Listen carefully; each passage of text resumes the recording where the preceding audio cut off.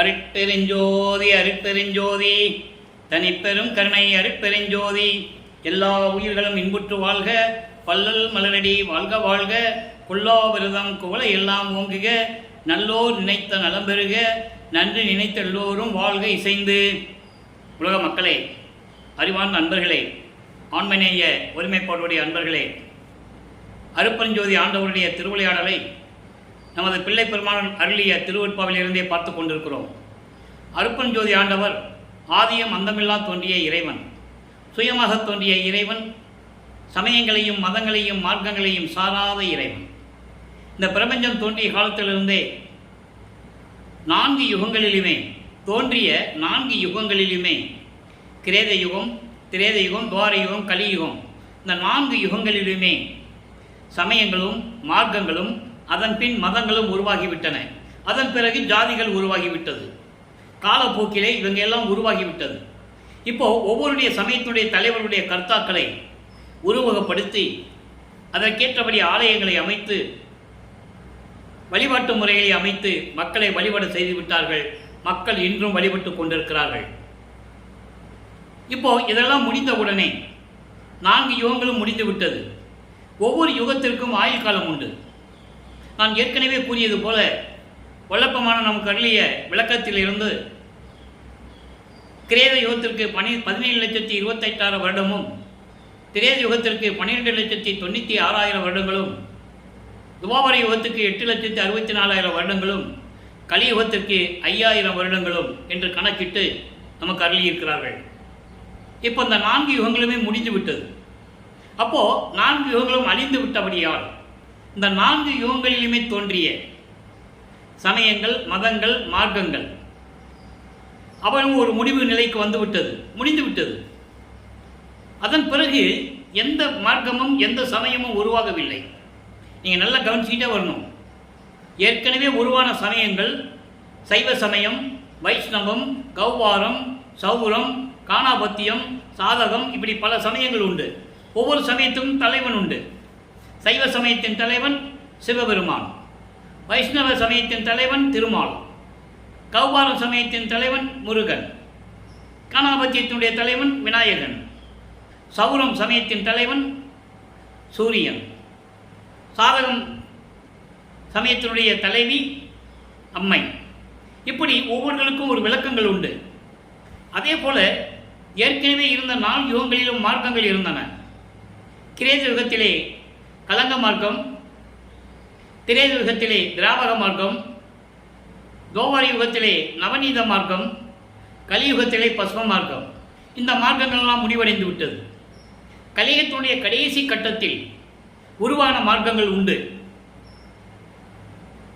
தச மார்க்கம், சர்புத்திர மார்க்கம், சக மார்க்கம், சமய மார்க்கம். இந்த 4 மார்க்கங்களிலுமே சிவபெருமானுடைய திருவிளையாடல் நடந்தது எல்லாருக்குமே தெரியும், புராணங்களிலே உண்டு. அப்போ மதங்களும் தோன்றிவிட்டன. கிறிஸ்துவம், இஸ்லாமியம், பௌத்தம், சமணம், இந்து போன்ற மதங்களும் உருவாகிவிட்டது. இதனுடைய நிலைகளெல்லாம் மாறிய பிறகு ஒளியுகம் பிறக்கிறது. ஒளியுகம் பிறந்து இதுவரைக்கும் 202 ஆண்டுகள் முடிந்துவிட்டது. வல்லப்பமான வறுமைக்க உற்றதிலிருந்து ஒளியுகம் தொடங்கிவிட்டது. ஒளியுகம் தொடங்கின உடனே சுத்த சன்மார்க்க காலமும் தொடங்கிவிட்டது. இது மக்களுக்கு தெரியாது. ஏன்னா யாரும் சொல்லலை. திருவருட்பாவில் இருக்கின்ற உண்மைகளை மக்களிடம் வெளிப்படையாக யாரும் பேசவில்லை என்பதுதான் சத்தியம். அப்போ இதெல்லாம் முடிந்த பிறகு உலக மக்களுக்கென்று ஒரு மார்க்கம் வேண்டும். இப்போ நம்ம சதுர்யுகத்தில் இருக்கிறோம். வல்லப்பமானவர்கள் இதை ஒளியுகம், சதுர்யுகம், சத்தியுகம் என்று கூட கூறுவார்கள். அப்போ இந்த யுகத்திலே ஆன்மீக வழி வேண்டும். இந்த யுகத்திலே வாழ்கின்ற மக்கள் சமரசமாக வாழ வேண்டும், இன்புற்று வாழ வேண்டும், முரண்பாடுகள் இல்லாமல், வேற்றுமைகள் இல்லாமல் ஒன்றுபட்டு ஒத்த கருத்தோட ஒத்த நிலையில் வாழ வேண்டும் என்பதற்காகவே சுத்த சன்மார்க்கத்தை அருட்பெருஞ்சோதி ஆண்டவர் நிறுவி அதை தன் மகன் கையில் கொடுத்து உலக மக்களை எல்லாம் சுத்த சன்மார்க்கத்தில் சேர்த்து உலக மக்களெல்லாம் இன்புற்று வாழ வேண்டும், நோயின்றி வாழ வேண்டும், பசியின்றி வாழ வேண்டும் என்பதற்காகவே தனது அருளால் பெற்றெடுத்த ஒரு செல்வ மகனை செல்வப்பிள்ளை என்று பெயரிட்டு வளர்த்து கொண்டிருக்கும் போது பூலோகத்திற்கு அனுப்ப வேண்டிய கட்டாயம் வந்துவிட்டது. அப்போ தனது மகனை உலகில் இருந்து கொண்டு வர வேண்டும். அருப்பஞ்சாண்டர் நினைச்சிருந்தான்னா தன் மகனை ஒரு நீரில் இருந்தோ மரத்தில் இருந்தோ இல்லை எப்படியோ ஒரு தன்மை இருந்தாலும் அவர்களால் கொண்டு வந்திருக்கலாம். அப்படி கொண்டு வரக்கூடாது என்பதற்காக உலகிலே ஏற்கனவே சமயங்களும் மதங்களும் மார்க்கங்களும் ஓங்கிவிட்டன, தலை விரித்து ஆடிக்கொண்டிருக்கிறது. அவற்றை போக்க வேண்டும். அப்போ தன் மகனை அங்கே இருக்க வேண்டும். சமயங்களிலும் மதங்களிலும் மார்க்கங்களில் பற்று வைத்து தன் மகனை அங்கு இருக்க செய்ய வேண்டும். அதற்காகவே தனது செல்வ மகனை இந்த பூலோகத்திலே ஒரு தாயின் வழியாக வருவிக்க செய்தார் அருட்பெருஞ்ஜோதி ஆண்டவர். அந்த நாள்தான் 5/10/1823 நேற்று வள்ளற்பமானவர்கள் நமது இறைவன் அருட்பெருஞ்ஜோதி இறைவன் வருவிக்க உற்ற நாள் நேற்று. அப்போ இந்த நிலையில் இருக்கும்போது சிதம்பரம் அருகிலே மருதூர் என்ற கிராமத்திலே ஒரு சைவ குலத்தில் இருந்து அவங்க வழி வழியாக சைவ குலத்தில் இருந்தவர்கள். அதனால் தன் மகனை சைவ குலத்தில் தான் வர செய்ய வேண்டும். அந்த நிலையில் இருக்கும்போது ராமையா பிள்ளை சின்னம்மையார் என்பவர்களுக்கு மகனாக வருவிக்க உற்றார். பிறந்தார் என்றால் அவங்களுக்கு மகன் என்ற அர்த்தம். நல்லா புரிஞ்சுக்கணும் நீங்க. அதான் திருவள்ளுவருடைய கான்செப்டே. பிறந்துட்டாருன்னா ராமையா பிள்ளைக்கு சின்னியம்மைக்கு பிள்ளை வரும், அவ்வளவுதான். இவர் வருவிக்க உற்றார் என்றால் இறைவனுடைய அருளால் அவர்களிடமிருந்து ஒரு மகனை பெற்றெடுக்க வேண்டும். இது காலத்தின் கட்டாயம். வள்ளப்பமான் தெளிவாக கூறியிருப்பார்கள். உபசாரத்தால் பெற்ற தந்தை என்பான் ஒருவனுடைய சுக்கில பையிலிருந்து நான் அணுவாக இருக்கும்போது விந்து பையில் அணுவாக இருந்ததிலிருந்து உபசாரத்தால் பெற்ற தாய் என்பால் ஒருத்தியின் கருவறையில் சேருகின்ற வரைக்கும் என்னை காத்தருளினேன் என்று கூறுவார். அப்போ இறைவனுடைய திருவிளையாடல் அங்கே தொடங்கிடுச்சு. அதன் பிறகு ஒரு தாயின் கருவறையிலே வந்த பிறகு அந்த கருவறையில் எப்படியெல்லாம் திருவிளையாடல் நடந்தது என்பதை நாம் ஏற்கனவே பார்த்து விட்டோம். கருவறை இருட்டாக இருக்கும்போது ஐயோ அப்பா இருட்டாக இருக்கும்போது என்று சொல்லும்போது தந்தை மகனுக்கு ஒளி காட்டியதையும், பசி எடுக்கிறது என்று கூறும்போது தந்தை மகனுக்கு அருளமுதம் ஊட்டியதையும், உடம்பு புழுக்கமாக இருக்கிறது என்று கூறும்போது அமுத காற்று வீசியதையும் வள்ளற்பமான் கூறியதை நாம் ஏற்கனவே பார்த்து விட்டோம். அதன் பிறகு 5 மாத குழந்தையாக இருக்கும்போது நமது இறைவன் குழந்தை பருவத்திலே இருக்கும்போது தில்லை தளத்திடையே திரிதோக்க தரிசித்த போது வைவகை மேல் காட்டாதே எந்தனக்கே வெளியாய் காட்டிய மெய்வுறவா மெய்ப்பொருளே என்று கூறுவார். இறைவனுடைய திருவிளையாடலினால் தன் மகனுக்கு சிதம்பரத்திலே சிவ ரகசியத்தை காட்டுகிறார். அதுதான் சிதம்பர ரகசியம். சிதம்பரம் ரகசியம் என்பது அருட்பெருஞ்ஜோதி ஆண்டவனுடைய ரகசியம். வெட்ட வெளியாக காட்டுகிறார், எந்த உருவமும் இல்லாமல். அதான் மெய்வகை காட்டாதே என்று சொல்லுவார். மெய்வகை காட்டாதுன்னா உடம்புல எந்த அணிகளும் அணியாமல், பட்டாடை உடுத்தாமல் வெளியாக காட்டிய உறவே இறைவனுடைய சொரூபத்தை காட்டுகிறார் அருட்பெருஞ்ஜோதி ஆண்டவர் தன் மகனுக்கு. இந்த நிலைகளெல்லாம் நாம் பார்த்து விட்டோம். ஆதாரங்களோடு, திருவொற்பாவில் இருக்கின்ற ஆதாரங்களோடு நாம் பார்த்து விட்டோம். நான் ஏற்கனவே கூறியது போல நண்பர்களே, இங்கே பேசக்கூடிய கருத்துக்கள் விளக்கங்கள் எல்லாமே திருவொற்பாவில் இருப்பது யாராலையும் மறுக்க முடியாது. அப்படிப்பட்ட உண்மைகள் திருவொற்பாவில் இருந்து கொண்டிருக்கிறது. அப்போ அதன் பிறகு ராமையா பிள்ளை இறந்த பிறகு அந்த குடும்பத்தோட பிள்ளைகள்லாம் கூட்டுக்கிட்டு அந்த அம்மா சென்னைக்கு போகிறாங்க. அங்கே சென்னையிலே நமது பிள்ளை பெருமானவர்கள் நமது குழந்தை இறைவன் வளர்ந்து கொண்டிருக்கிறார். 1ஆம் ஆண்டிலிருந்து 8 ஆண்டுகள் வரைக்கும் அவர் மனம் ஒரு நிலையில் இல்லாமல் இருந்து கொண்டிருக்கிறார். அமைதியான நிலையில் அவருக்கு இருக்க முடியவில்லை. காரணம், இறைவனுடைய திருவிளையாடல் நடக்கிறது என்பதை அவருக்கு தெரியாது. மறைப்பு நிலையில் இருந்து கொண்டிருக்கிறார். அருட்பெருஞ்ஜோதி ஆண்டவர் 1823ஆம் ஆண்டுக்கு தொடங்கிய திருவிளையாடலை 30/1/1874 இரவு 12 மணிக்கு தன் மகனோடு 2 கலக்கிறார் அருட்பெருஞ்ஜோதி ஆண்டவர். அதாவது பிரிந்த சக்தியோடு 51 வருடம் கழித்து மீண்டும் இணைந்து கொள்ளுகிறார் அருட்பெருஞ்ஜோதி ஆண்டவராகிறார்கள் என்பதை நாம் ஏற்கனவே விளக்கமாக பார்த்து விட்டோம். அப்போ அந்த 51 ஆண்டு திருவிளையாடல்களை 8 ஆண்டுகளாக பிரித்து தன் மகனுக்கு அகலை கொடுத்து கொண்டிருக்கிறார் அருட்பெருஞ்ஜோதி ஆண்டவர். அப்போ 1ஆம் திருமுறை, அதாவது 9வது ஆண்டு தொடக்கத்தில் இந்த 8 ஆண்டுகள் வரைக்கும் நான் ஏற்கனவே கூறியது போல எந்த பள்ளிக்கூடத்தில் போய் சேர்க்கிறாங்க, படிக்க முடியல அவரால். படிக்க முடியாது. அதை புரிஞ்சுக்கணும். ஏன்னா இறைவன் அந்த நிலையை உருவாக்கி கொடுக்கிறார். அப்போ 9வது ஆண்டு தொடக்கத்தில் தன் மகனை ஆட்கொள்ளுகிறார். ஆண்டாறு 3 ஆண்டில் ஆட்கொண்ட அருள்கடலே. 6+3 9. 9வது ஆண்டில் இறைவன் ஆட்கொண்டதை குறிப்பிடுகிறார் நமது பிள்ளை பெருமானவர்கள். 6ஓடு 3வது ஆண்டிலே ஆட்கொண்ட கருணை கடலே, கருணை அளித்தவனே என்றெல்லாம் கூறுவார். ஆக 9வது ஆண்டில் இறைவன் அவரை ஆட்கொண்டது உறுதியாகிறது.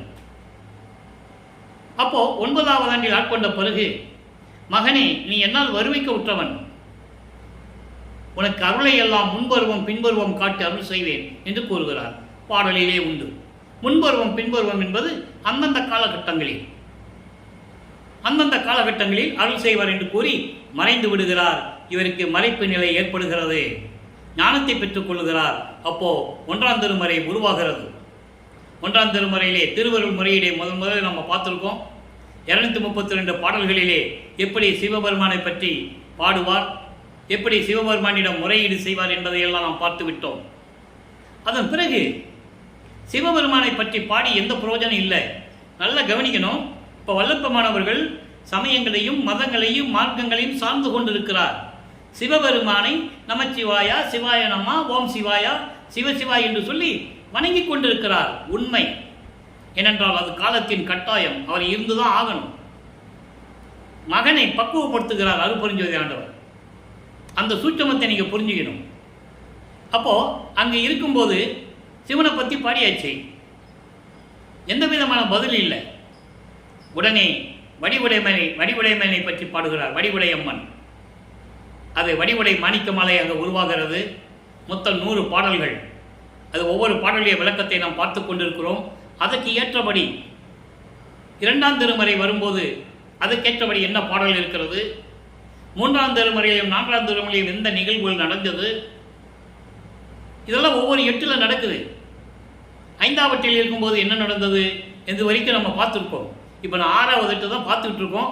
அதற்கு முன்னால் ஒவ்வொரு பதிகத்திலிருந்து ஒவ்வொரு 8 ஆண்டுகளிலும் எப்படி இறைவனுடைய திருவிளையாடல் நடந்தது என்பதை தான் நாம் பார்த்து கொண்டிருக்கிறோம். நல்லா கவனிங்க. வடிவுடை மாணிக்கமாலை பாடல் நம்பர் 9. காமம் படர் நெஞ்சுடையோர் கனவினும் காணப்படா, சேமம் படர் செல்வ பெண்ணே. அம்மையை பற்றி பாடுகிறார். வடிவுடையம்மனை பற்றி பாடுகிறார். அப்பங்கிட்ட பாடி புரோஜனம் இல்லை. கண்டுக்கவே இல்லை. எப்படி கண்டுக்கவே இல்லை? அம்மா கிட்ட சொல்லி ஏதாவது தாஜா பண்ணி வாங்க முடியுமா? ஒரு மனநிலை இருக்க தான் செய்யும். இப்போ நீங்கள் உலகில் எடுத்துக்கங்க. ஒரு வீட்டில் அப்பா கிட்ட ஒரு காரியத்தை கேட்கணும், ஏதாவது ஒன்று வாங்கணும் அப்படின்னா முடியலன்னு வச்சுக்கோங்க, அம்மா கிட்ட தான் போவாங்க பிள்ளைங்க. அம்மா மூலியமாக ஏதாவது சொல்லி தாஜா பண்ணி ஏதாவது வாங்கி கொடுப்பாங்க. அந்த நிலையில் இருந்து கொண்டு வல்லப்பமானவர்கள் இந்த வடிவுடையம்மனை பற்றி பாடுகிறார். அம்மாவிட்ட பேசி பாடி ஏதாவது கிடைக்குமான்னு அந்த ஏக்கத்தில் இருந்து கொண்டிருக்கிறார். வல்லப்பமானவர்கள் 2வது 8ல் இருந்து கொண்டிருக்கிறார். 9வது ஆண்டிலிருந்து 16 ஆண்டுகளுக்குள் என்ன நடந்தது என்பதை தான் பாடலின் மூலமாக நாம் பார்த்து கொண்டிருக்கிறோம். சேமப்பட செல்வ பெண்ணே, மதுர செழுங்கனியே. மதுரம்னா இனிப்பு, தித்திக்கிறது. தாமம் படர் ஒற்றிவாள் பவள தனிமலையின் வாமம் படர் பைங்கொடியே, வடிவுடை மாணிக்கமே அருளுகவே. இந்த பாடலுடைய விளக்கம் பாருங்க. காமம் படர் நெஞ்சுடையோர் கனவினும் காணப்படா. மனதிலே காம வெறியை வைத்துக்கொண்டு தெரிந்து கொண்டிருக்கிறார்களே, அவங்க கனவிலையும் பார்க்க முடியாத சேமம் படர் செல்வ பெண்ணே, பாதுகாவலராக இருந்து கொண்டிருக்கின்ற, பாதுகாப்பாக இருந்து கொண்டிருக்கின்ற செல்வ பெண்ணே, என் தெய்வமே, என் அம்மையே. அவங்களுக்கு கண்ணில் கூட பார்க்க முடியாதான் வடிவுடையம்மனை. அப்படி காமப்படர் நெஞ்சுடையார் கனவினும் காணப்படா, சேமம் படர் செல்வ பெண்ணே. சேமம் என்பது பாதுகாப்பாக அந்த அம்மா இருக்காங்களாம். அதாவது மறைப்பில் இருக்கிறாங்க. அதான் இதனுடைய பொருள். மறைப்பில் இருக்கிறாங்க. அவங்களுக்கெல்லாம் ஒழித்து கொண்டிருக்கிறார் என்று சொல்லுவார் வல்லப்பமானவர்கள். ஒழிச்சு வச்சுட்டாங்கன்னு சொல்லுவாங்கல்ல, அந்த மாதிரி பாதுகாப்பான ஒரு இடத்துல இவங்களுக்கு கண்ணுக்கு தெரியாமல் இருக்கிறாங்களாம் வடிவுடையம்மன். அப்படிப்பட்ட தெய்வமே, மதுர சுழுங்கனியே, தித்திக்கின்ற பழுத்த பழமே, என் அம்மையே, தாமம் படர் ஒற்றிவாள் மார்பிலே மாலைகளை அணிந்து கொண்டிருக்கின்ற, தாமம் என்பது மலர் மாலைகள், மார்பிலே மலர் மாலைகளை அணிந்து கொண்டு திருவொற்றியூரிலே இருக்கின்ற சிவபெருமானின் இடது பக்கத்தில் அமர்ந்திருக்கின்ற பைங்கொடியே, வாமம் படர்னா இடது பக்கம், சிவபெருமானுக்கு இடது பக்கத்தில் பார்வதி இருக்கிறது. இது எல்லாருக்குமே தெரியும். அப்போ அந்த மாதிரி இருக்கின்ற தெய்வமே, என் அம்மையே, வடிவுடை மாணிக்கமே, இந்த மகனுடைய விண்ணப்பத்தை கேட்டு நீ அருளக்கூடாதா என்று முறையீடு செய்கிறார். இப்போ முறையீடு செஞ்சாச்சு. இப்போ வல்லப்பமானவர்கள் 13வது ஆண்டில் ஞானத்தை பெற்றுக் கொள்ளுகிறார். ஏற்கனவே ஞானத்தை கொடுத்துட்டு போயிட்டார். ஞானத்தை பெற்ற பிறகு முதலாக சென்னையிலே ஏழுகணர் பகுதியில் இருக்கின்ற வீராசாமி முதலியார் தெருவிலிருந்து அவர் திருவொற்றியூருக்கு நடந்து முதலாக செல்லுகிறார். அப்போ நமது குழந்தை இறைவன் வல்லப்பெருமான் அவர்களுக்கு 13வது ஆண்டு, வருவிக்க உற்று 13வது ஆண்டு. வல்லப்பெருமானுக்கு வயதில்லை. அவர் ஒவ்வொரு யுகத்திலும் இருந்தவர், இறைவனுடைய மகனாகவே இருந்தவர் என்பதை திருவருட்பாவில் உண்மைகள் இருக்கின்றன. ஏனாவன் எனினும் யான் அம்மையின் நின் அடியே நான் அறிந்தேன், இதயம் வளர்ந்தேன் என்று கூறுவார். புதியன் என்று என்னை போக்குதுரோ நீர், பூர்வித்தினும் உன் பூங்கழலுக்கு அன்பு பூண்டவன் என்று கூறுவார். அப்போ ஒவ்வொரு யுகத்தில் இருக்கிறதே இருந்ததை அவர் கூறுகிறார். அப்போ இந்த நிலையில் இருக்கும்போது திருவொற்றியூர் செல்லுகிறார். அங்கே 2ஆம் திருமுறை உருவாகிறது. வல்லப்பெருமானவர்கள் 2வது ஏட்டில் இருந்து கொண்டிருக்கிறார். 2ஆம் திருமுறை 113 பதியங்கள், 1207 பாடல்கள். இதுவரை 26 பதியங்களை நாம் பார்த்திருக்கிறோம். 26 பதிகங்களிலும் இவர் திருவொற்றியூர் செல்லுவதும் அங்கே தியாகராஜனை பற்றி பாடுவதும் எந்த விதமான பலனும் இல்லாமல் மனம் நொந்து திரும்பி வீட்டுக்கு வருவதும் இப்படியே அவர் நிலை தொடர்ந்து கொண்டிருக்கிறது. அதன் பிறகு திருமுல்ல வாயிலுக்கு சென்று இறைவனை வணங்கினால் ஒருவேளை நாம் அருளை பெற்று விடலாமா என்று கூறி திருமுல்ல வாயிலுக்கு செல்லுகிறார். அங்கே மாசிலாமணி என்று பாடி பாடி உருகுவார். இறைவா, என்னை வருவிக்க செய்துவிட்டு உனது மகன் என்று கூறிவிட்டு நான் யாரிடமும் உனது பிள்ளை என்று சொல்ல முடியாமல் இந்த பூலோகத்திலே தவித்துக் கொண்டிருக்கிறேன். ஏளன பேச்சுகளையும் அவமானங்களையும் தாங்கிக் கொண்டிருக்கிறேன். மனம் நொந்து இருக்கிறேன். திருவொற்றியூருக்கு போனால் நீ எதுவும் பதிலே பேசுறதில்லை. ஒருவேளை திருமுல்ல வயலுக்கு நீ வர சொல்லியிருந்தாயோன்னு சொல்லி நான் நினைச்சு இங்கே வந்தேன். வந்தவனை, ஏன் மகனே எதுக்கு வந்த, என்ன வேணும் உனக்குன்னு வாய் திறந்து கேட்குறியா? ஊமை மாதிரி இருக்கிற. பாடல்கள் உண்டு, விளக்கெல்லாம் நம்ம பார்த்துட்டோம்.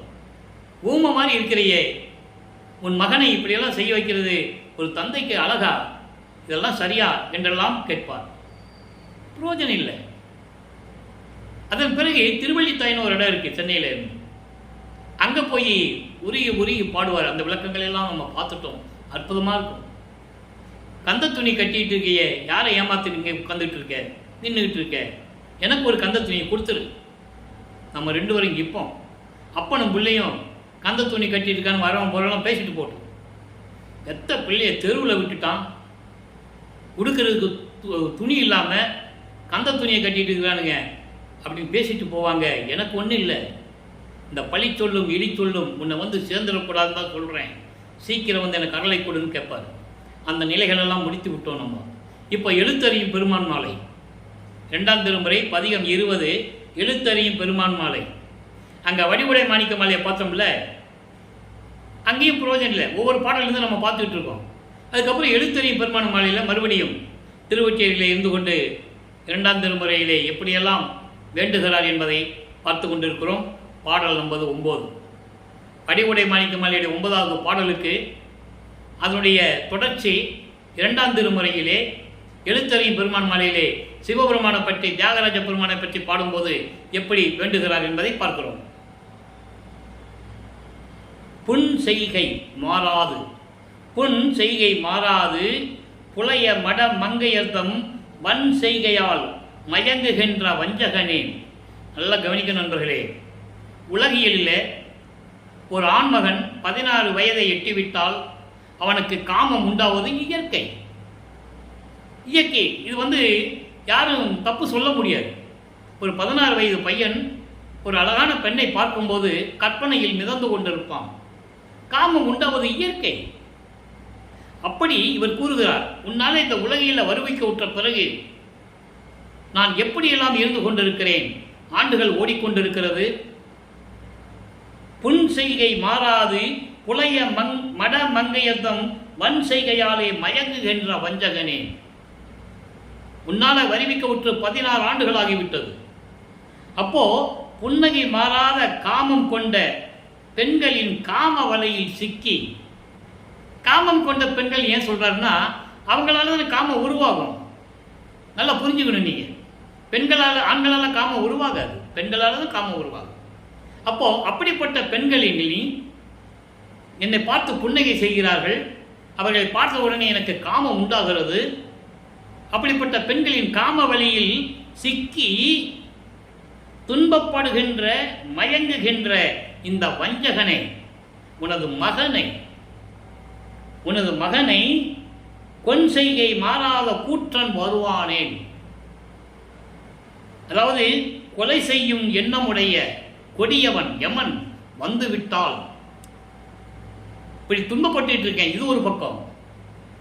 யமன் வந்துட்டான்னு வச்சுக்கங்க, நான் என்ன பண்ண முடியும்? வருவானால், அதாவது யமன் வந்து மரணத்தை நாம் தழுவக்கூடிய நிலை வந்துவிட்டால், கொன்செய்கை மாறாத கூற்றன் வருவானேன் என் செய்வேன், என் செய்வேன் ஐயா எழுத்தறியும் பெருமானே. இந்த பாடலை சொல்லும்போது இன்னொரு நிகழ்ச்சியை நான் இங்கே குறிப்பிட கடமைப்பட்டிருக்கிறேன். திருவற்பாவையை கூறியிருப்பார். மார்க்கண்டேயன் யமன் அவன் உயிரை பறிக்க வரும்போது சிவலிங்கத்தை கட்டிப்பிடித்துக் கொள்ளுவான். அப்போ சிவபெருமான் எழுந்தருளி யமனை துரத்தி விடுவார். அதை இங்க சொல்றார். அப்போ மார்க்கண்டேயனுக்கு வயது 16.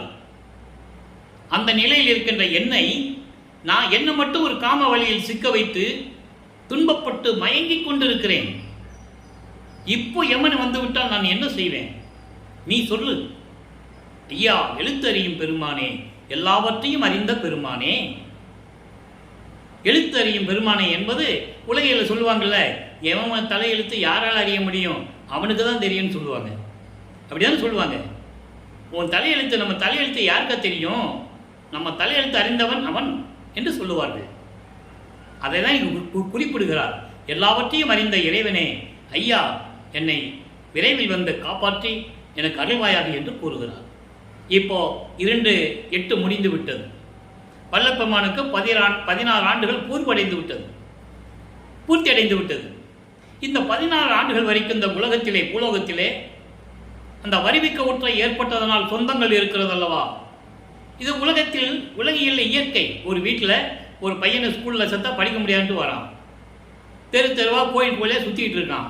எந்த விதமான பொறுப்பு இல்லாமல் இருக்கிறாங்க போது அவங்களுக்கு ஒரு வருத்தம் இருக்க தானே செய்யும். அப்போ அவனை திட்டுவாங்க, ஏன்டா இந்த மாதிரி பண்ணிக்கிட்டு இருக்க, தெருவா போகிற கோயிலுக்குள்ளே சுற்றிக்கிட்டு இருக்க இந்த வயசில் இப்படி இருக்கிறியாப்பா அப்படின்னு சொல்லி வருத்தப்படுவாங்க.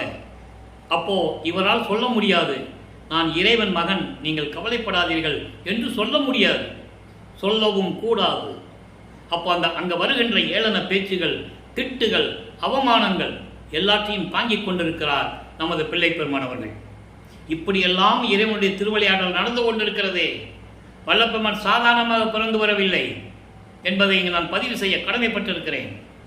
மக்கள்கிட்ட சொல்லணும், சொன்னால் அவங்களுக்கு தெரியும். சிவபெருமான் நெற்றியிலிருந்து முருகன் வந்தாருன்னு சொன்னாங்க, மக்களுக்கு தெரிஞ்சது. விநாயகனை பற்றி சொன்னாங்க, மக்களுக்கு தெரிஞ்சது. மற்ற எல்லாரையும் பற்றி சொன்னாங்க, தெரிஞ்சது. வல்லப்பெருமானை பற்றி யார் சொன்னது? யாரும் சொல்லலை. அந்த விளக்கத்துக்குள்ளே நம்ம போக வேண்டாம். இப்போ வல்லப்பெருமான் அவர்கள் 3வது எட்டில் அடியெடுத்து வைக்கிறார். அப்போ 24 16வது ஆண்டு வரைக்கும் ஒன்றும் நடக்கலை. அப்போ 17வது ஆண்டிலிருந்து 24 ஆண்டுகளுக்குள் என்ன நடந்தது? அப்போ அந்த 8 ஆண்டுகளில் என்ன நடந்தது என்பதை 3ஆம் திருமுறை உருவாகிறது. 3ஆம் திருமுறையிலிருந்து நாம் பார்த்து கொண்டிருந்தோம். 19 பதியங்கள், 235 பாடல்கள், அந்த விளக்கத்தில் நம்ம பார்த்துட்டோம். அப்போ அந்த நிலையை தாண்டும் போது அதனுடைய சுருக்கத்தை சொல்ல வேண்டும். 3ஆம் திருமுறை, அதாவது 3வது எட்டில் என்ன நடந்தது? இப்போ நிலைகள் மாறுகிறது. இப்போ திருவொற்றியூருக்கு போவார். தெருவோரமாக நின்றுக்குவார், கோயில் மூலஸ்தானத்தை பார்த்துக்கிட்டே இருப்பார். அங்கே காட்சி கொடுப்பார் மகனுக்கு, அங்கே காட்சி கொடுப்பார். இப்போ இறைவன் சிவபெருமான் அவருடைய மகன் என்று அவர் நினைத்து கொண்டிருக்கிறார். நல்லா புரிஞ்சுக்கணும். அது பிறகு சுத்த சன்மார்க்கத்தை பெற்ற பிறகுதான் இதெல்லாம் தேவையில்லை, அருட்பெருஞ்சோதி ஆண்டவர் என்று கூறுவார். அது எப்படிப்பட்ட இறைவன் என்பதை நம்ம ஒவ்வொரு நாளும் பார்த்துட்டு இருக்கோம். இப்போ அங்கேருந்து பார்ப்பாரு, அங்கேருந்து சிரிப்பார். ஏன்னா சிவபெருமான் சமயங்களையும் மதங்களையும் மார்க்கங்களையும் சார்ந்தவன். கழுத்தில் பாம்பு போட்டுக்குவார், கொண்டையில் கங்கையை வச்சுக்குவார். இதெல்லாம் அதனுடைய தத்துவங்களுடைய நிலைகள். சைவ சமயத்தின் தலைவன் சிவபெருமான், நடராஜன், இந்த சொக்கலிங்கம் சொல்கிறாங்க, மகாலிங்கம், இப்படி பெயர்கள் கொண்டவர்கள் எல்லாம் ஒரே குரூப். அவங்க சைவ சமயத்தை சேர்ந்த தலைவர்கள். அப்போ இவர் பார்த்து சிரித்த உடனே சரி சிரிச்சிட்டாரு, எப்படியா அருளை கொடுப்பாருன்னு நினைக்கும் போது மறைஞ்சிடுவார். ஒரு பிரயோஜனம் இல்லை. அப்புறம் இவருடைய மனம் அந்த ஏக்கத்தை, அந்த தவிப்பை நாரையும் கிளியும் நாட்டுறும் தூது என்ற பதியத்திலே கூறியிருப்பார். ஒரு நாரையிட எப்படியெல்லாம் அவருடைய மன இயக்கத்தை சொல்லி தூது அனுப்புகிறார் என்பதையும், கிளிகளிடம் எப்படியெல்லாம் தூது சொல்லி அனுப்புகிறார் என்பதையெல்லாம் நாம் பார்த்து விட்டோம். அதன் பிறகு ஒரு குறைச்சி பெண்ணிடம் போய் குறி கேட்பது போல, அதாவது உலகியல் அதானே நடக்கும். உலகியல் அதானே நடக்கும். ஒரு குடும்பத்தில் கஷ்டம் வருது, இல்லை பிள்ளைகளுக்கு கல்யாணம் பண்ணணும், வேறு நல்ல காரியம் பண்ணணும், ஏதாவது ஒன்று பண்ணணும். அப்படிங்கும்போது என்ன பண்ணுவாங்க, குறி கேட்க போவாங்க. சில பேர் ஜாதகம் கேட்க போவாங்க, ஜோசியம் பார்க்க போவாங்க. அந்த நிலைகளெல்லாம் இவர் செய்து கொண்டிருக்கிறார். குறியாராய்ச்சி என்ற பதிகத்திலே ஒரு குறைச்சி பெண்ணிடம் குறி கேட்க செல்லுவதையும், ஜோதிட நாடல் என்ற பதிகத்திலே ஒரு ஜோசியரிடம் போய் ஜோதிடம் பார்த்து சொல்லுங்கன்னு சொல்கிறதையும் இதெல்லாம் பார்த்து விட்டோம். அதன் பிறகு அந்த 24வது ஆண்டு தொடக்கத்தில், நல்லா புரிஞ்சுக்கணும், 24வது ஆண்டு தொடக்கத்தில் இவர் போய் திருவொற்றியில் நின்றுட்டு இருக்கிறாரு. அப்போது உள்ள தியாகராஜ பெருமான் வெளியே வரார். இவரை பார்த்துட்டாரு, சிரிச்சுக்கிட்டே வரார். அவர் உள்ளே இருந்து இவருக்கு ரொம்ப சந்தோஷம். ஆஹா, இன்னைக்கு தான் நமக்கு விமோசனம் கிடைச்சது, சிரிச்சுக்கிட்டே வராரு அப்படி நினச்சி இவர் சந்தோஷமாக இருக்கின்ற நேரத்தில் பக்கத்தில் வந்து கன்னத்தை கிள்ளி என் செல்லமே அப்படின்னு சொல்லி யூட்டன் வச்சுட்டு போயிடுவார். பேச மாட்டார், யூட்டன் எடுத்துகிட்டு போயிடுவார். ஒரு வார்த்தை கூட பேசுறது இல்லை. 19 அந்த 19ஆம் பதியத்தில் இருக்கிற 10 பாடல்களையும் பார்த்து விட்டோம். ஒவ்வொரு பாடலும் மெய் சிலுக்கும். நமக்கே அப்படி கண்ணிலிருந்து தண்ணி வரும். அப்படியெல்லாம் வல்லப்பெருமான் கூறியிருப்பார். அப்படி யூட்டன் எடுத்து திரும்பி பார்க்காம ஓடிடுவார். திரும்பி பார்க்காமல் ஓடுகின்றார்.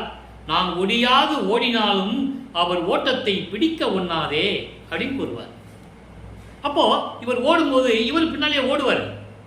அப்போ வல்லப்பெருமானவர்களுக்கு பறக்கிற சக்தியோ அண்டங்களுக்கு போகிற சக்தியெல்லாம் கிடையாது. அதுக்கப்புறம் தான் வாங்குறார். நல்லா புரிஞ்சுன்னா அதை இன்னைக்கு நிலையில பார்க்க போகிறோம். அப்போது இவர் ஓட முடியுமா? சிவபெருமானுக்கு பின்னால் இவர் ஓட முடியுமா? ஓடி போய் மறைஞ்சிடுறாரு. இவர் ஓடுறதை பார்த்து தெருவில் இருக்கிறவங்க என்ன சொல்லுவாங்க? தெருவில் இருக்கிறவங்க யாரும் ஓடலை, இந்த ராமலிங்கம் மட்டும் ஏன் ரோட்டில் ஓடிக்கிட்டு இருக்கான் சொல்லுவாங்கல்ல. அப்போது முத்தி போச்சு. அப்போ கூப்பிட்டு கேட்குறாங்க. அதையும் ஒரு பதியத்தில் நம்ம பாடலில் பார்த்துட்டோம். அவனை தேடி என்னப்பா இப்படியெல்லாம் ஓடுற? அவன் யார்? சோறு இல்லாமல் பிச்சை எடுத்துக்கிட்டவன், இருக்க இடம் இல்லாமல் சுடுகாட்டில் இருந்தவன், மண்டை ஓடுகளை எல்லாம் மாலையாக போட்டுக்கிட்டு இருந்தவன், கழுத்தில் பாம்பு வேற வச்சுருக்கான், தலையில் கங்கையை வச்சுருக்கான். அவனெல்லாம் நீ இப்போ சாமி நினச்சிட்டு நீ வந்து ஓடிக்கிட்டு இருக்கிய, போப்பா போய் வேலையை பாரு அப்படின்லாம் சொல்கிறதை பாடலில் இருக்கிறதே. இங்கே பேசக்கூடிய ஒவ்வொரு கருத்துக்களும் பாடலில் உள்ளது. அப்போ அவர் சொல்லுவார், பரவாயில்லை, நான் எப்படி இருந்தாலும் பரவாயில்லை, நான் எப்படி அவனை அடைந்தே தீருவேன்னு சொல்லுவார். மக்கள் அவர்கிட்ட வந்து சொல்லும்போது, இப்படியெல்லாம் இருக்கிற இறைவனை நீ பார்க்க முடியுமாப்பா? இப்படி பைத்தியம் பிடிச்ச மாதிரி தெரிஞ்சு கொண்டு இருக்கிறையே, அவனை நீ எப்படி பார்ப்ப? நீ வாட்டி சிவபெருமான் ஓடுறாரு பின்னால் ஓடுறான்னு சொல்கிற, இதெல்லாம் எப்படி அப்படின்னு கேட்கும்போது அவர் சொல்லுவார், நான் இறைவன் மீது காதல் கொண்டுள்ளேன். அவன் கழுத்தில் பாம்பு போட்டிருந்தாலும் சரி, திங்கிறதுக்கு சோறு இல்லாமல் பிச்சை எடுத்திருந்தாலும் சரி, சுடுகாட்டில் படுத்திருந்தாலும் சரி, நான் அவனை அடையாமல் விடமாட்டேன் என்று கூறுவார். பாடல்களிலே இருக்கிறது. அந்த விளக்கத்தை பார்த்து விட்டோம். இப்போ இந்த நிலையில் இருக்கும்போது 4வது எட்டில் அடி எடுத்து வைக்கிறார். இந்த நிலை இப்படியே தொடர்ந்துகிட்டு இருந்தது. அப்போ 4வது எட்டில் அடியெடுத்து வைக்கும்போது வல்லபெருமான் அவர்கள் 25வது ஆண்டிலிருந்து, வருவிக்கவுற்ற 25வது ஆண்டிலிருந்து, நான் ஏற்கனவே கூறியிருக்கிறேன், 4 ஆண்டுகளாக கூறிக்கொண்டிருக்கிறேன், எப்போது இறைவன் தயவோடு எனக்கு இந்த விளக்கத்தை எல்லாம் கொடுத்தாரோ அன்றிலிருந்தே சொல்லிக் கொண்டிருக்கிறேன். வல்லபெருமானுக்கு வயது இல்லை, அவர் ஒவ்வொரு யுகத்திலையும் இருந்தவர் என்பதை பாடல்களிலே நமக்கு அருளியிருக்கிறார்கள். அதை மக்களிடம் சொல்லுவதற்கு ஆள் இல்லை. அதான் விஷயம், வேற ஒன்றும் இல்லை. அப்போ அந்த நிலையில் இருக்கும்போது 25வது ஆண்டிலிருந்து 32 ஆண்டுகளுக்குள் என்ன நடந்தது, அந்த 8 ஆண்டுகளில் என்ன நடந்தது என்பதை திருவொட்பாவிலிருந்து ஒவ்வொரு பாடலின் மூலமாக விளக்கங்களை நாம் பார்த்து விட்டோம். 4ஆம் திருமுறை மொத்தம் 12 பதிகங்கள், 8 பதிகங்களிலே இறைவனுடைய திருவிளையாடல். அன்பு மாலை, அருட்பிரகாச மாலை, ஆனந்த மாலை, சுதந்திர மாலை, அபராத மன்னிப்பு மாலை, அதிசய மாலை, இந்த மாலைகளுடைய பாடல்களெல்லாம் பார்த்து விட்டோம். நீ 2 பதியங்கள் நிலுவையில் இருக்கிறது, பிரசாத மாலையும் பத்தி மாலையும், அதை பின்னால் வரும். அப்போ மீதி இருக்கிற 8 பதியங்களும் நான் ஏற்கனவே கூறியது போல சமயக்குறவர்களை பற்றி பாடியது. ஏன் பாடினார் என்பதையும் விளக்கத்தையும் நான் கூறிவிட்டேன். அந்த காலகட்டங்களில் சைவ சமயத்தை பரப்புவதற்கு ஆள் இல்லை. சமணர்கள் மற்ற சமயத்தை சேர்ந்தவர்களெல்லாம் சைவ சமயத்தை சேர்ந்தவர்களை கொடுமைப்படுத்தி தீயிட்டு கொளித்து கொண்டிருக்கிறார்கள். அந்த காலகட்டங்களில் இறைவனுடைய அருளை பெற்றுக்கொண்டு சைவ சமயத்தை பரப்பியவர்கள் என்பதனால் அந்த 4 பதியங்களிலே அவர்களை பற்றி பாடியிருக்கிறார் என்பதை விளக்கங்களும் நான் கொடுத்து விட்டேன். இப்போ 4ஆம் திருமுறையிலே இந்த 8 பதியங்களிலும் 197 பாடல்கள் எல்லாவற்றையும் நாம் பார்த்து விட்டோம். அதனுடைய சுருக்கம் 27வது ஆண்டு தொடக்கத்தில் தனமாலை, அதாவது தனக்கொடி என்று சொல்லலாம், தனக்கொடி மாலை தாலி கட்டி அந்த அம்மாவுக்கு விமோசனத்தை கொடுக்க வேண்டும். அது ஒரு நிலை பாக்கி இருக்கிறது. அது சைவங்களையும் சமயங்களையும் மதங்களையும் மார்க்கங்களையும் சார்ந்திருக்கும் போது அதை செய்ய வேண்டும். அப்போ 27வது ஆண்டில் திருமண விழா, அதாவது திருமண நிகழ்ச்சியின் போது அங்கே பிரமன் திருமால் ருத்திரனெல்லாம் வாழ்த்த அங்கே அமர்ந்திருக்கிறார்கள். தனது தந்தை அருட்பெருஞ்சோதி ஆண்டவரும் சிவகாமி வள்ளியும் வரவில்லை என்று அவர் மனம் எப்படி துன்பப்பட்டது, வருத்தப்பட்டது, எப்படி வருந்தினார் என்பதை பாடலிலே கூறிய விளக்கத்தையும் பார்த்து விட்டோம். அப்போது திருமாங்கல்யம் கூட்டி அந்த அம்மாவுக்கு மோட்ச வீட்டை காட்டி விமோசனத்தை கொடுக்கிறார் நமது இறைவன் வல்லபெருமான் அவர்கள். அந்த நிலையோடு சமயங்களையும் மதங்களையும் மார்க்கங்களையும் நீக்குகிறார், விட்டு விடுகிறார். சரிய கிரிய யோகம் என்ற 12 நிலைகளையும் கடக்கிறார். இனிமேல் இது தேவையில்லை என்ற நிலையில் வரும்போது இனிமேல் எங்கேயும் போகக்கூடாது. என்ன பிரயோஜனம்? போய் கால் வலித்ததான் மிச்சம். இறைவன் வந்து அருளை கொடுக்குற மாதிரி தெரியல. பார்த்து திரும்பி பார்க்காம ஓடுறாப்புல, என்னன்னு கூட கேட்கறது இல்லை. நம்ம வீட்டுக்குள்ளே இருந்துக்கலாம்னு சொல்லி கதவை சாத்தி தாப்பா போட்டுறார். அதன் பிறகு அருட்பெருஞ்சோதி ஆண்டவர் நல்லா கவனிக்கணும். இப்போ அவருக்கு சுத்த சன்மார்க்கம் இருக்கிறது தெரியும். அருட்பெருஞ்சோதி ஆண்டவர் தான் இறைவனும் தெரியும். அந்த நிலையில் இருக்கும்போது தன் மகனுடைய மனவேதனையை அறிந்து இனிமேல் காக்க வைக்க முடியாது. ஏன்னா 32 ஆண்டுகள் முடிய போகுது. 51 ஆண்டுகளில் 32 ஆண்டு போயிடுச்சுன்னா 19 வருஷம் தான் பாக்கி இருக்கு. இன்னும் நிறைய வேலைகள் இருக்கு. அதனால் விண்ணுலகத்திலிருந்து பூலோகத்திற்கு வந்து, விண்ணுலகம் என்றால் சுத்த சிவஞான வெளி, அதுதான் கடவுள் நிலை அறிந்த அம்மையமாகக்கூடிய அந்த வெளி, சுத்த சிவஞான வெளி. அந்த வெளியிலிருந்து பூலோகத்திற்கு தெருவிலே கால் வலிக்க நடந்து வந்து கதவை திறந்து எப்படியெல்லாம் அருளை கொடுத்தார் என்பதை நாம் ஏற்கனவே பார்த்து விட்டோம். 100 பாடல்களிலே பார்த்து விட்டோம். ஒரு காலை உள்ள வச்சு, அது ஏற்கனவே நான் தினமும் சொல்றது தான். ஏன்னா மக்களுக்கு தெரியணும், அப்பனும் மகனை எப்படி விளையாண்டாங்கன்னு தெரியணும்ல. அருட்பெருஞ்சாண்டவரும் அப்பனும் மகனும் எப்படி விளையாண்டாங்க அதில் மக்களுக்கு தெரியணும்ல. அவர் வல்லபெருமான் என்ன நினைப்பாரு, உள்ள வந்துச்சுன்னா பூட்டிடணும்னு நினைப்பாரு. அது அவருக்கு தெரியும். இவர் மனசில் இருக்கிறது அவருக்கு தெரியும். இவன் உள்ளே போனான்னா பூட்டிடுவான், நம்ம வெளியே வர முடியாது, அவங்ககிட்ட சிக்கிக்குவோம், இன்னும் 19 வருஷம் இருக்கு. அதனால் ஒரு காலை உள்ளே வச்சு கதவை திறந்துட்டு ஒரு காலை உள்ளே வச்சு ஒரு காலை வெளியே வச்சு மகனை கூப்பிட்டு, மகனை வா மகனை கூப்பிட்டு கொஞ்சி குழாவி மகிழ்த்து கட்டி தழுவி, இத்தனை வருஷம் அவனை துன்படுத்திட்ட மகனை, கவலைப்படாதே, எல்லாம் கூடுகின்ற நேரம் வந்து விட்டது என்று சொல்லி ஒவ்வொரு நாளும் வந்து எப்படி அருளை கொடுத்தார் என்பதை 100 பாடல்களிலே பார்த்து விட்டோம். அதன் விளக்கங்களையும் பார்த்து விட்டோம். இப்போ வல்லப்பெருமான் அவர்கள் 4வது எட்டை முடித்து விட்டார். 4/8 32 33ஆவது ஆண்டு தொடக்கத்தில் வெள்ளாடை அணிந்து முக்காடு போட்டு சைவ சமயத்தின் அடையாளமாகிய திருநீரை பூசுவதை நிறுத்தி உத்தராட்சமலை கழித்து போட்டு சுத்த சன்மார்க்கத்தை வாங்க போகணும். எங்கே போகணும்? சுத்த சிவஞான வெளிக்கு போகணும். அப்போது எப்படியெல்லாம் தத்துவங்களை கடந்து இப்போ வல்லப்பெருமானவர்கள் 5வது எட்டில் இருந்ததை அந்த விளக்கங்களை எல்லாம் நாம் பார்த்து விட்டோம். அந்த விளக்கங்களை எல்லாம் பார்த்து விட்டோம். இப்போ இன்றைக்கி நம்ம பதிவு எத்தனாவது பதிவு? 233வது பதிவு இன்னைக்கு. அப்போ 232 பதிவுகள் நம்ம இது வரைக்கும் இறைவனுடைய திருவிளையாடலை சொல்லியிருக்கோம். அதை நீங்கள் மனசில் வச்சுக்கணும். இதுக்கு முன்னால் இருக்கிறதெல்லாம் நீங்கள் பார்க்கணும். பார்க்காதவங்க பார்க்கணும். நம்ம யூடியூப்பில் இருக்குது, நீங்கள் பார்த்துக்கலாம். அப்போது 33வது வயதில் சுத்த சன்மார்க்கத்தை வாங்குவதற்கு அதுக்கு முன்னால் இவர் வந்தார்ல, ஒரு காலை உள்ள வச்சு ஒரு காலை வெளியே வச்ச மகனுக்கு அருளெல்லாம் கொடுத்தார்ல. அப்போது ஏம சித்தியை கொடுத்தது, தத்துவ சித்தியை கொடுத்தது. தத்துவ சித்தி தான் பறக்கிறது, அண்டங்களுக்கு ஒரு நொடி பொருளில் போயிடுவார். நீங்கள் சினிமாவில் பார்த்துருப்பீங்கள்ல, ஏத்தி நாகராஜன் படம், இந்த புராண படங்கள்லாம் காட்டியிருப்பாங்க. அப்படியே வானத்தில் அப்படியே நடந்து வருவாங்க தேவர்கள், அங்கேருந்து மலர் தூவுவாங்க, இங்கே பூலோகத்தில் இருக்கணும் வாழ்த்துறதுக்கு அங்கேருந்து தூவுவாங்க. இப்படியெல்லாம் நடக்கும் இல்லையா? தேவர்களுக்கும் அரக்கர்களுக்கும் வானவெளியிலே சண்டை நடக்கும்.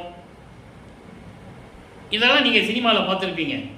ஆனால் வல்லற்பெருமான் தான் போனதே வெளிப்படையாக உண்மையாக ஒவ்வொரு பாடலிலும் எப்படி பறந்து சென்றார், எப்படி அண்டங்களை கடந்து சென்றார் என்பதை ஒவ்வொரு பாடலிலும் நமக்கு அருளியிருக்கிறார்கள். அந்த பாடலுடைய விளக்கங்களை நாம் பார்த்து விட்டோம். இன்னும் இருக்கு, அப்பப்போ வர்றது அப்பப்போ விளக்கம் வரும். அப்போ இந்த நிலையில் இருக்கும்போது வெள்ளாடை அணிந்து சுத்த சன்மார்க்கத்தை வாங்குவதற்கு தத்துவங்களை கடந்து அண்டங்களை கடந்து போய் கொண்டிருக்கிறார். போயிட்டார். சுத்த சிவஞான வெளிக்கு போகணும். அங்கே சத்தியஞான சபை இருக்கு. அந்த சத்தியஞான சபையை தான் இங்கே நிறுவியது மானிடவர்கள். மனுஷங்கள்லாம் அங்கே போக முடியாது. அதனால் மக்களுக்காக இங்கே இறைவனால் அருளப்பட்டது தான் இந்த சத்தியஞான சபை. அங்கே எப்படி இருக்குதோ அதே மாதிரி. அப்போது அங்கே தேவர்கள்லாம் நிற்கிறாங்க. பாடலில் உண்டு. அந்த பாடல் விளக்கத்தெல்லாம் உங்களுக்கு நான் ஏற்கனவே சொல்லிட்டேன். அப்போது தேவர்கள் இருக்காங்க. அதுக்கு முன்னால் இந்திரன் இருக்கிறாப்புல, அதுக்கு முன்னால் பிரம்மன், திருமால், ருத்திரன் போன்றவர்கள்லாம் இருக்கிறாங்க. இவர் அப்போ தான் முதல்ல போகிறார். நல்லா கவனிக்கணும், அருமையான பாடல்கள் தான். அப்போ தான் முதல்ல அங்கே போகிறார். அப்போது இவங்கெல்லாம் ஏன் இங்கே நிற்கிறாங்க? படிக்க கீழே நிற்கிறாங்க. சத்தியஞான சபையில் போக முடியாது. அவங்க சுத்த சன்மார்க்கத்தில் இல்லை, அதனால் அவங்க போக முடியாது. கொலை செய்தவர்கள் தெளிவாக பாடல்கள்லாம் நமக்கு நிறைய சொல்லியிருக்காரு. மகாதேவ மாலையிலிருந்து எல்லா பாடல்களையும் சொல்லியிருக்கிறார். அப்போது அவங்க உள்ளே போக முடியாது, வெளியே தான் நின்று காட்சியை பார்க்கணும். அப்போது தேவர்கள் சொல்கிறாங்க, இவர் அப்பப்போ முதல்ல போகிறாரு, கை கட்டுறாங்க. நீங்கள் போங்க சாமி, நீங்கள் வரலையான்னு கேட்குறாரு. இல்லை, நீங்கள் தான் போகணும், உங்களுக்கு தகுதி தான் இருக்குது, உங்களுக்கு தான் அந்த தகுதி இருக்குது, நீங்கள் போங்கன்னு கை கட்டுறாங்க. இவ்வளோ அருமையான இடம் இருக்குது தெரியுமா திருவருட்பாவில்? கை கட்டுறாங்க. உடனே போகிறாரே, அங்கே தன் மகனை வரவேற்க அருட்பெருஞ்ஜோதி ஆண்டவர் இருக்கிறார். மகனே என்று சொல்லி கொஞ்சி குலாவி கட்டி அணைத்து, மகனே இந்த ஆடைகள் எல்லாம் கலைந்து விட்டு புனித நீராடி, எப்படி சொல்கிற பாருங்க, பாடல் இருக்கு. புனித நீராடி அணிகலன் அணிந்து மங்கள கோலத்துடன் நீ வருவாயாக, உனக்கு பீடம் காத்து கொண்டிருக்கிறது என்று மகனிடம் சொல்ல, இவரும் ரெடி ஆகிட்டு வரார். மகனே, காலம் தாமதிக்காதே, 2.5 நாளிகை தான் இருக்குது, 1 மணி நேரத்தில் உனக்கு எல்லா விஷயம் சொல்லிக் கொடுக்கணும், நீ வந்துடுன்னு சொல்ல, இவர் அதே மாதிரி வர, அந்த 1 மணி நேரத்தில் 2.5 நாளிகை என்பது 1 மணி நேரம், ஒரு நாளிகை என்பது 24 நிமிடம் அமர்ந்து கொள்ள தன் மகனுக்கு மணிமுடி சூட்டி உலகத்திற்கு பிரபஞ்சத்திற்கு பிரகடனப்படுத்துகிறார் அருட்பெருஞ்ஜோதி ஆண்டவர். என் மகன் இவன், பிரபஞ்சத்தை ஆளப்போகின்றவன் என்று சொல்லி சுத்த சன்மார்க்கத்தை கையில் கொடுத்து எல்லாம் பார்த்துட்டு இருக்காங்க. தேவர்களும் பார்த்துக்கிட்டு இருக்காங்க. அவ்வளோதான் முடியும் அவங்களால. சாகா கல்வியை கற்றுக் கொடுத்து எல்லாரையும் கையில் கொடுத்து உலகத்திற்கு சென்று வா மகனே, அங்கே சந்திக்கலாம். ஏன்னா இன்னும் ஆண்டுகள் இருக்கு. இப்போ வல்லப்பெருமானவர்கள் 40 ஆண்டுகளுக்குள் இருந்து விடைபெறுகிறார். இன்னும் 11 வருஷம் பாக்கி இருக்கு கிட்டத்தட்ட. அந்த நிலையில் இருக்கும்போது சுத்த சன்மார்க்கத்தை பெற்றுக்கொண்டு நீ மூணு தான் பாக்கி இருக்கு. அருட்பெருஞ்ஜோதியை வாங்கணும், திரு அருள் செங்கோலாட்சியை வாங்கணும். மணிமுடி சூட்டிட்டாரு. வாங்கணும். அதுக்கப்புறம் அருப்பஞ்சாண்டவர் மகனோட கலந்துக்கணும். இந்த 3 நிகழ்வுகளும் சுத்த சன்மார்க்க கொடியை கட்டுவது. எனக்கு சுத்த சன்மார்க்கத்தை வாங்கியாச்சு, சுத்த சன்மார்க்க கொடியை கட்டணும், பேர் உபதேசம் பண்ணணும், ஞான சரியை மக்கள்கிட்ட சொல்லணும். இந்த நிலைகளெல்லாம் நாம் பின்னால் தான் சொல்லுவோம். இப்போ வல்லப்பமான் அவர்கள் 6வது எட்டில் இருந்து கொண்டிருக்கிறார். நேரடியாக கரும்புலியிலே வந்து உறைவிடமாக கொண்டிருக்கிறார். அதற்கிடையிலே செவி விளைந்த செய்திகள் எல்லாம் உண்டு. சிதம்பரத்துக்கு சென்றதாகவும் அங்கே பரசுராமனை சந்தித்ததாகவும், பரசுராமன் வெங்கட ரெட்டியாரிடம் இவன் என் தம்பி, அக்கா மகளை திருமணம் வைத்து விட்டோம், அவனுக்கு வாழ்வதற்கு இஷ்டமில்லை, உங்களிடத்தில் வைத்துக் கொள்ளுங்கள் என்று சொன்னதாகவும், இதெல்லாம் ஒரு இறைவனுடைய திருவிளையாடல் நாடகம் தான். புரியுது அவங்களுக்கு? அவங்க 2 பேரும் சிதம்பரத்தில் இருக்கணும், இவர் நேர விண்ணுலகத்திலிருந்து சிதம்பரம் போகணும். நல்லா புரிஞ்சுக்கணும். இந்த இடைப்பட்ட காலத்தில் இவரை காண தேடினவங்களை என்ன சொல்லுவாங்க தெரியுமா? அவர் எங்கே போனார் தெரியாதப்பா, 6 வருஷம் ஆகுதோ 1 வருஷம் ஆகுதோ 6 மாதம் ஆகுதோ, வந்தால் தான் கணக்கு, வந்தால் கணக்கில் எடுத்துக்குவோம், இல்லைன்னா விட்டுருவோம். இப்படி தான் பேசுவாங்க. திருவிருப்பாவிலே பாடல்களில் இருக்கின்ற உண்மைகளை, அதான் இந்த வள்ளலார்களுடைய ஆதங்கம். 202 ஆண்டுகளாகியும் மக்களிடம் யாரும் சொல்லவில்லை. அவர் சொல்றார், வல்லற்பெருமான் நான் இப்படியெல்லாம் இருக்கிறேன் என்று சொல்லுகிறார். அப்போ அந்த நிலையில் இருக்கும்போது அவங்க 2 பேரும் சிதம்பரத்தில் இருக்கிற காட்சியை பார்த்து விட்டு தான் வல்லப்பெருமானவர்கள் நேரடியாக சிதம்பரத்துக்கு செல்லுகிறார். இங்கே என்ன சொல்லுவாங்க? மாட்டு வண்டியில் போனார், ஆள்களோட கோஷம் விட்டு பாடிக்கிட்டே போனாங்க, பாட்டு பாடிக்கிட்டே போனாருன்னெலாம் சொல்லுவாங்க. அந்த விளக்கத்துக்குள்ளே நம்ம போக வேண்டாம், அது இருக்கட்டும், அது வேற விஷயம். நிறைய புத்தகங்கள் எழுதியிருக்காங்க, சொல்லியிருக்காங்க, அது இருக்கட்டும். நம்ம பாடலில் இருக்கிற விஷயம் மட்டும் பேசுவோம், அதான உண்மை. அப்போ இந்த நிலையில் இருக்கும்போது கருங்குழியிலே வந்து உறைவிடமாக கொண்டுள்ளார். அவர் இருந்த இடத்திற்கு ஒரு பெயர் வர வேண்டும் என்பதற்காக தண்ணீரால் விளக்கரித்த இல்லம் என்ற பெயர் உருவாக வேண்டும். காரணம், அந்த வெங்கட ரெட்டியாரும் அவருடைய மனைவி முத்தாளம்மாள் அவர்களும் அவருக்கு செய்த தொண்டிற்காக, அவர்கள் செய்த தொண்டிற்காக, இவர் மீது காட்டிய அன்பிற்காக அந்த வீடு, அந்த இல்லம் பெயர் பெற வேண்டும். அதனால்தான் தண்ணீரால் விளக்கரித்த இல்லம் என்ற பெயர் அதுக்கு ஏற்பட்டது. எல்லாமே இறைவனுடைய திருவிளையாடல்.